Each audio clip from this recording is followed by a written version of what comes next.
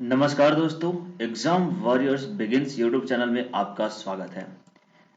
आज हम इतिहास का 14वां नंबर पार्ट लेकर के आए हैं, जिसमें एक नया टॉपिक गांधी युग 1917 से 1947 के बीच में गांधी जी का भारत में जो रोल था और जिस तरीके से उन्होंने भारतीय स्वतंत्रता संग्राम नेशनल मूवमेंट में जो अपनी भागीदारी निभाई थी, उन सभी विषयों के ऊपर यहाँ पर हम चर्चा करेंगे। उससे संबंधित काफी सारे महत्वपूर्ण जी के क्वेश्चंस को हम लोग करेंगे यहाँ पर, जो कि आपके आगे आने वाले जितने भी एग्जामिनेशंस हैं उन सभी में ये प्रश्न पूछे जाते हैं और आपके लिए काफी ज्यादा फायदेमंद हो सके। देखिए, गांधी जी का जो टाइम पीरियड था एक्चुअली वो अफ्रीका में थे, और अफ्रीका से जब गांधी जी पहली बार भारत आए थे 1915 में, तो वो साबरमती में रुके थे और वहां के बाद 1917 में सबसे पहला उन्होंने अपना चंपारण सत्याग्रह बिहार में किया था। तब से लेकर उन्होंने कई सारे आंदोलन किए। उन आंदोलनों में जो महत्वपूर्ण आंदोलन थे उनमें से था असहयोग आंदोलन, सिविल डिसोबीडियंस मूवमेंट, है ना, नॉन कोऑपरेशन मूवमेंट, ये सारे जो मूवमेंट्स थे उन्होंने किए थे। इसके अलावा अंग्रेजों भारत छोड़ो का नारा दिया, साथ में क्विट इंडिया मूवमेंट के साथ साथ में करो या मरो का भी नारा दिया था। तो इस तरीके से गांधी जी ने अंग्रेजों के खिलाफ एक अहिंसात्मक युद्ध की तैयारी की थी। हालांकि इन्होंने जितने भी मूवमेंट्स किए थे उनको बीच में भी इन्हें रोकना पड़ा था।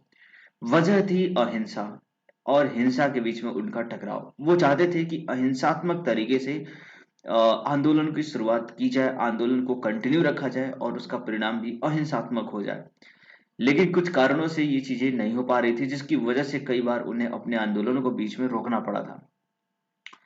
तो गांधी युग से जुड़ी भारत की काफी सारे इतिहास हैं और उन इतिहासों से संबंधित बहुत सारे प्रश्न हैं, और ये प्रश्न काफी ज्यादा इंपॉर्टेंट होते हैं आपके सभी एग्जामिनेशंस में।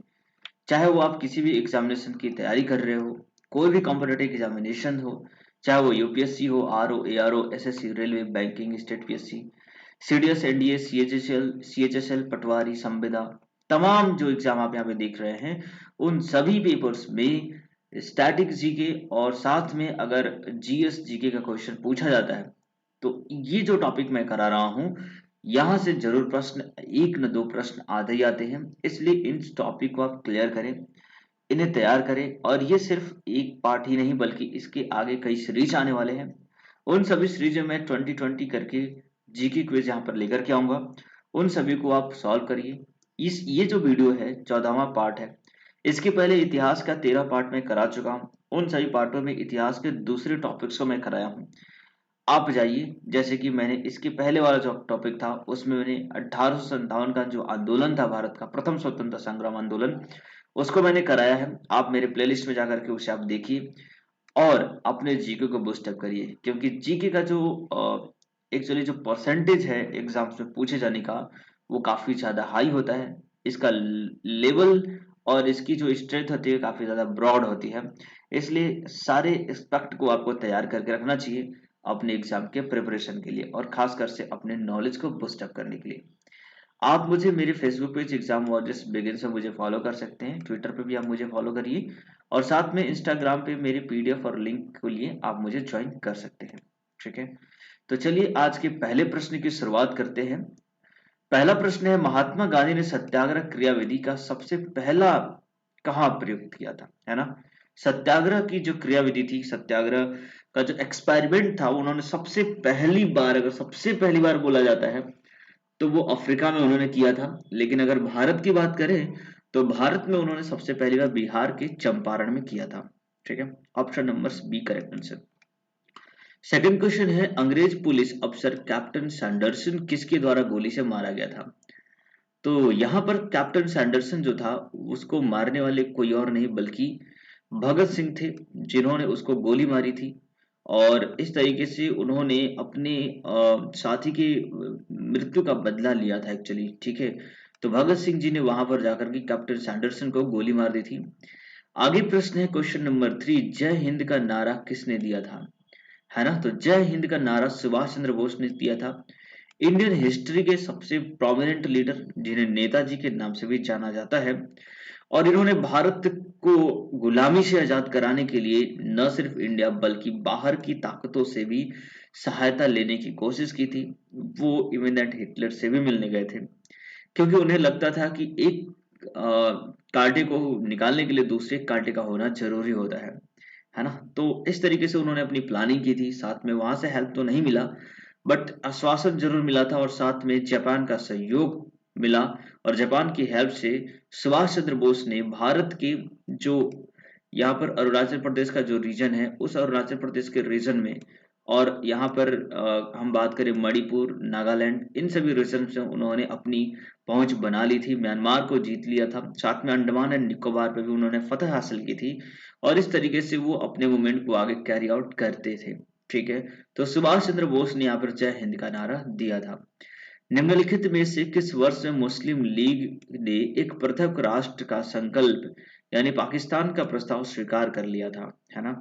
तो मुस्लिम लीग जो कि 1907 में जिसका फॉर्मेशन हुआ था, और आगे चल करके उन्होंने काफी ज्यादा अपने अलग डोमिनियन स्टेटस और सब कुछ की मांग की थी। अलग से इलेक्टोरल कैंपेन किया था, ये सब कुछ था उनके लिए। फाइनली 1940 में उन्होंने पाकिस्तान का प्रस्ताव भी स्वीकार कर लिया, और एक तरीके से एक अलग देश बनाने की प्लानिंग 1940 से पहले तक ही शुरू हो चुकी थी। क्वेश्चन नंबर 5 है, 1947 के बाद निम्नलिखित में से किस राज्य को भारत संघ में सैनिक कार्रवाई द्वारा बलपूर्वक मिलाया गया था। हाँ, जैसा कि आपको पता है कि सरदार वल्लभ भाई पटेल जिनकी मूर्ति आज बनी हुई है गुजरात में, the statue of unity, unity के नाम से यानी एकता के नाम से एकता दिवस मनाया जाता है उनके बर्थडे 31 अक्टूबर को हर साल।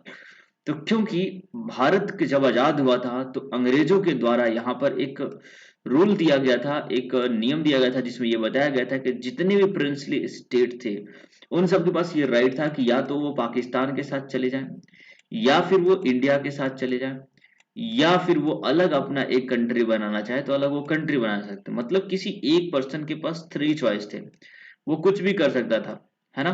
तो ऐसे में इंडिया को लगा कि अगर इसके पास 3 चॉइस है तो डेफिनेटली हमारा डिवीजन हो जाएगा, हम बहुत सारे टुकड़ों में बट जाएंगे, क्योंकि हर कोई चाहेगा अपना एक अलग कंट्री बनाना, या फिर किसी को पाकिस्तान प्यारा हो जाएगा। तो ऐसे में अखंड भारत का जो संकल्पना थी वो कभी ना कभी कभी पूरी नहीं हो पाती।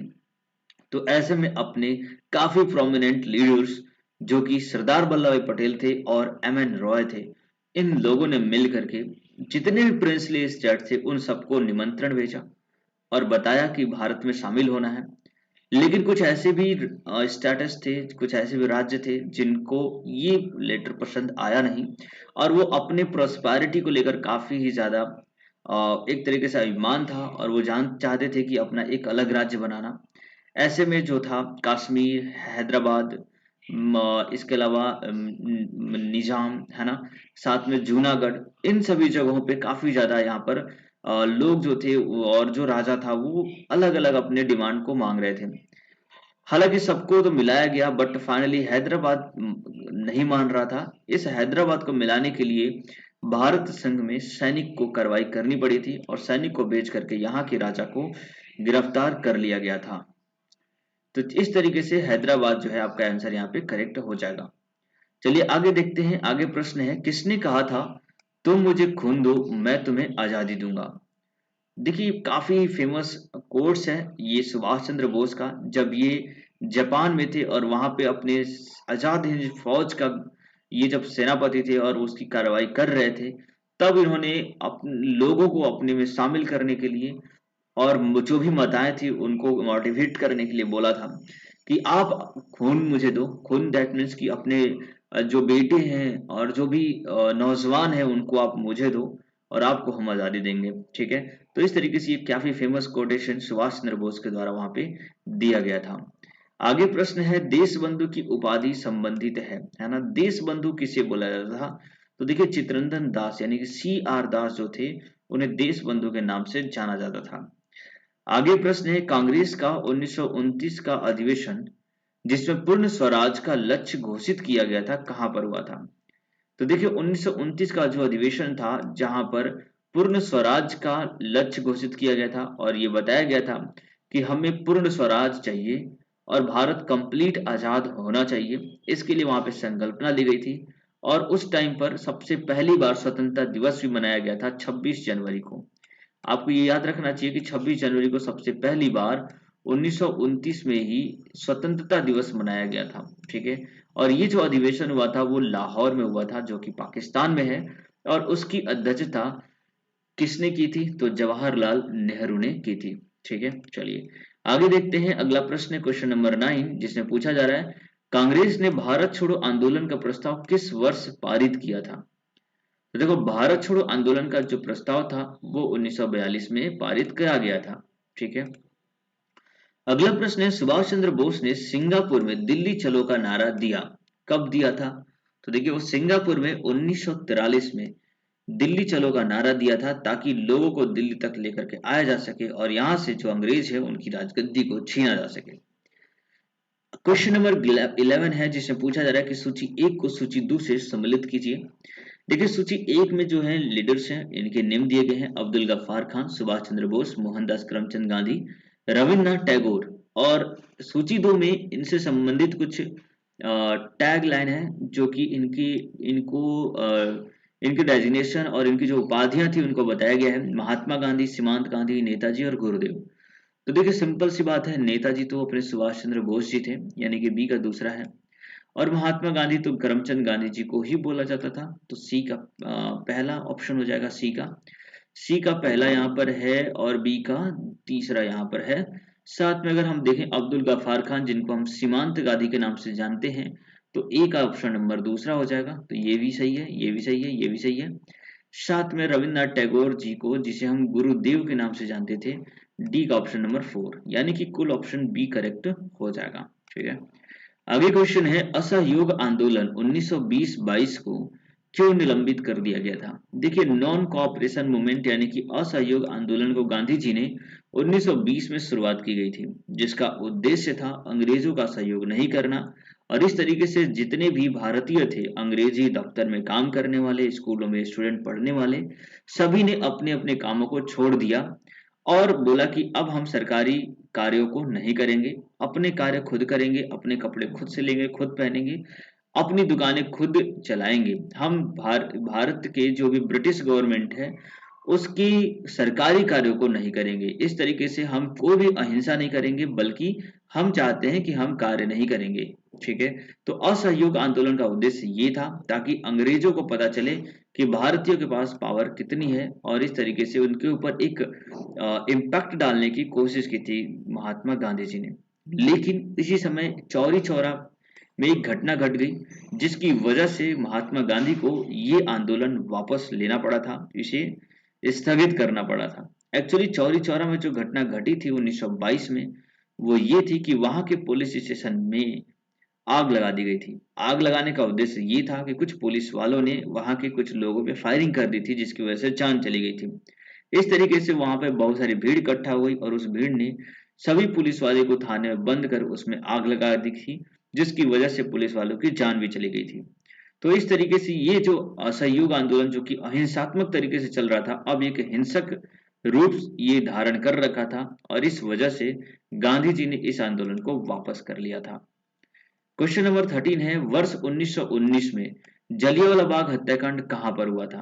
तो देखिए, जलियांवाला बाग हत्याकांड अमृतसर में हुआ था, और ये जो हत्याकांड था एक काफी ही एक तरीके से नरसंहार माना जाता है, काफी ही कायरतापूर्ण माना जाता है। जनरल डायर ने यहाँ पर इस तरीके का कार्य किया था, और इसकी वजह से जो ब्रिटिश गवर्नमेंट थी उसकी काफी ज्यादा आलोचना झेलनी पड़ी थी।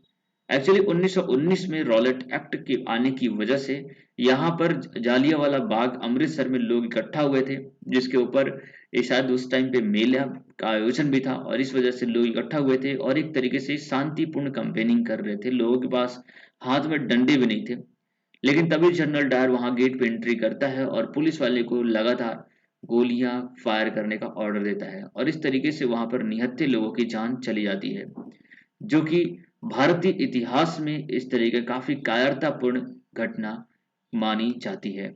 चलिए आगे देखते हैं। अगला प्रश्न है, नमक सत्याग्रह किस ईस्वी में प्रारंभ हुआ था? तो देखिए, नमक सत्याग्रह हम बोलते हैं किसको? सविनय अवज्ञा आंदोलन को। ठीक है, नमक सत्याग्रह करके गांधी जी ने दांडी में जाकर के अपना नमक एक मुट्ठी उठा करके इस सत्याग्रह का आंदोलन शुरुआत की थी 1930 में। और ये आंदोलन जो था आगे चल करके असहयोग आंदोलन में परिणित हुआ था। ठीक है, चलिए आगे देखते हैं। अगला प्रश्न है क्वेश्चन नंबर 15। निम्नलिखित में से किस कृत्य के कारण भगत सिंह, राजगुरु और सुखदेव को 23 मार्च 1931 में फांसी दी गई थी? तो देखिए, राजगुरु, भगत सिंह, सुखदेव ने, इन लोगों ने सैंडरसन की हत्या के मामले में इनके ऊपर फांसी की सजा दी गई थी। 1928 में इन तीनों लोगों ने मिल करके वहां का कैप्टन सैंडरसन को मारने का योजना बनाया था और उसे गोली से मार दिया था, जिसकी वजह से उन्हें 1931 में फांसी की सजा दे दी गई थी। चलिए आगे देखते हैं। अगला प्रश्न है, निम्नलिखित में से किस अधिनियम के तहत बिना मुकदमा और दोष सिद्धि के ही विधि न्यायालय ने किसी भी व्यक्ति को कैद करने का प्राधिकार सरकार को दिया था? तो देखिए, ये बिना दोष सिद्धि की बात की गई है कि यानी कि अंग्रेजों को ये लगता था या फिर उनके द्वारा ये मुकदमा बनाया गया था जिसमें किसी के ऊपर शक के आधार पर ही उसे पकड़ा जा सकता था, उसे जेल में रखा जा सकता था और वो अपने बचाव के लिए न्यायालय में भी नहीं जा सकता था। यानी कि दोष सिद्ध हुए बिना भी उसे गिरफ्तार किया जा सकता था। और ये जो अधिनियम था 1919 का रॉलेट एक्ट था, जिस अधिनियम को बिना कानून, बिना दलील, बिना वकील का नियम बताया गया था। और इस तरह के नियम का होने का मतलब है एक तरीके से तानाशाही का होना, जिसमें लोगों के पास किसी भी तरह का अधिकार नहीं था। और इसी अधिकार के खिलाफ लोग जालियांवाला बाग में इकट्ठा हुए थे और वहां पर जालियांवाला नरसंहार किया गया था। ठीक है, तो ये ऑप्शन नंबर ए जो है आपका करेक्ट आंसर हो जाएगा। आगे प्रश्न है क्वेश्चन नंबर 17।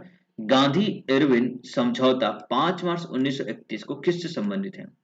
तो देखिए, जैसे गांधी इरविन पैक्ट बोला जाता है, गांधी और इरविन के द्वारा 1931 में एक समझौता हुआ था जब भारत में असहयोग सविनय अवज्ञा आंदोलन चल रहा था।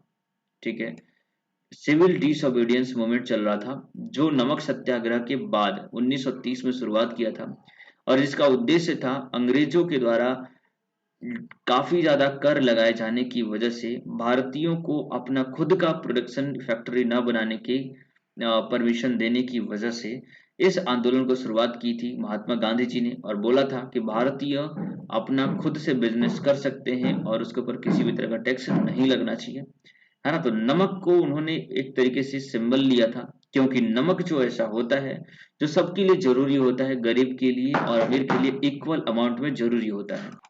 तो इस तरीके से गांधी जी ने नमक का प्रयोग करके जो भी गरीब हो और अमीर हो, हिंदू, मुस्लिम, सिख, ईसाई जो भी हो, सबको एक साथ लाने की कोशिश की थी।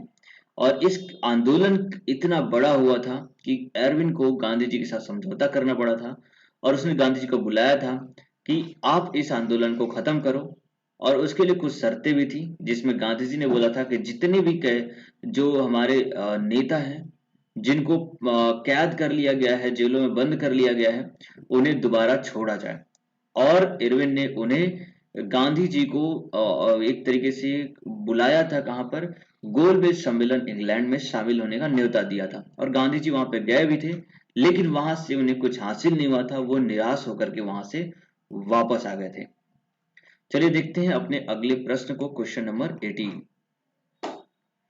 क्वेश्चन नंबर 18 पूछा गया कि स्वतंत्र भारत के प्रथम महाराज्यपाल यानी गवर्नर जनरल कौन थे?